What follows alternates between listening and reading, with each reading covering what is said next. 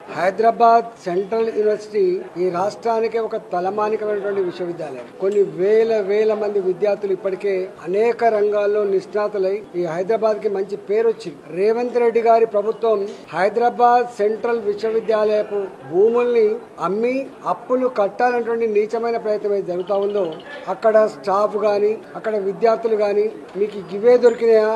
ఒకవైపు ఏమో రోజుకు శ్మశాన వాటికలకు కూడా జాగాలు లేకపోతారు, మరోవైపు కనీసం పార్కులకు జాగాలు లేకుండా కాంక్రీట్ జంగల్ గా మారుతున్నటువంటి ఈ రోజులలో ఈ విశ్వవిద్యాలయ భూములను కూడా తెగనమ్ముకోవడం అనేటువంటిది ఇది ఏ సమాజం కూడా హర్షించదు. మరి రేవంత్ రెడ్డి గారు ఎందుకు ఇలాంటి ఆలోచన చేస్తుండో అర్థం కావట్లేదు. కానీ 15 నెలల కాలం నుంచి చూస్తున్నాం, ప్రతి నిర్ణయం ప్రజా కంటకమైన ప్రజా వ్యతిరేకమైన ఆలోచనలు తప్ప, తిరోగమనపు చర్యలు తప్ప ఏ ఒక్కటి కూడా ప్రోగ్రెసివ్ ఆలోచన లేదు.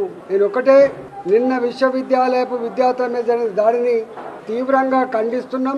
ఇవాళ విద్యార్థులు కేవలం విద్యార్థులుగా ఉండరు, తప్పకుండా మేమందరం కూడా రేపు వారికి సంఘీభావం చెప్పడమే కాకుండా అవసరమైతే ప్రత్యక్ష చర్యకు పూనుకుంటామని చెప్పి ప్రభుత్వాన్ని హెచ్చరిస్తా ఉన్నా. విశ్వవిద్యాలయ భూములు అమ్మకూడదని చెప్పి నేను ఈ సందర్భంగా డిమాండ్ చేస్తున్నా.